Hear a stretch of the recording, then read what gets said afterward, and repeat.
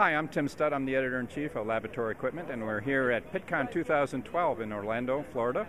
And we're here with Stuart Proctor at the Metrohm booth, and he's going to tell us about their amperometric detector. Splendid. Stuart. Hello. Tim nicely introduced me there, I'm going to talk a little bit about our new detector module called the 896 amperometric professional detector. I might use the word electrochemical, but they're interchangeable, amperometric and electrochemical. It comes in two different models. The first model is this one we have on the top of the system here. Now, this is a nice supplement for one of our IC systems and would sit quite nicely in the housing of one of our ion chromatography instruments. We also have this second model here.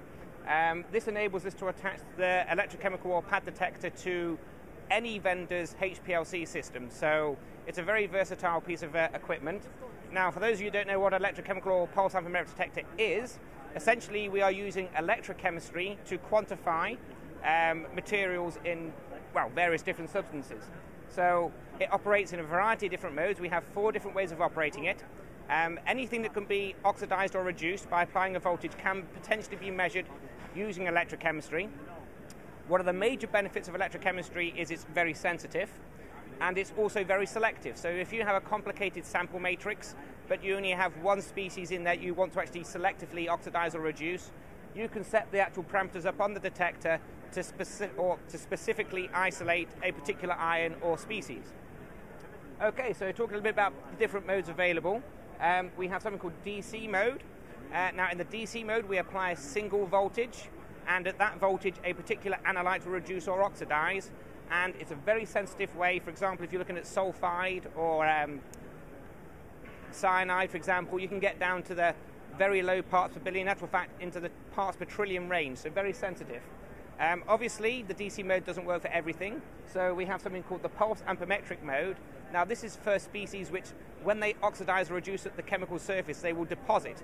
So we have to do a pulse cycle to keep the electrodes clean, so we can continue the performance or analyze samples. So the pulse mode, we would typically use for things like sugars, carbohydrates, saccharides, some amino acid analysis.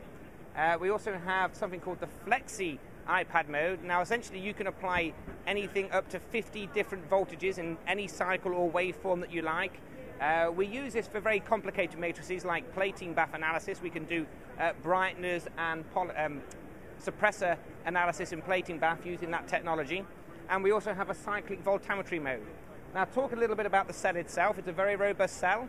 We have 4 different electrodes that can come with it. We have silver, glassy carbon, platinum or gold. Again, it depends on the application for which electrode you want. They're interchangeable.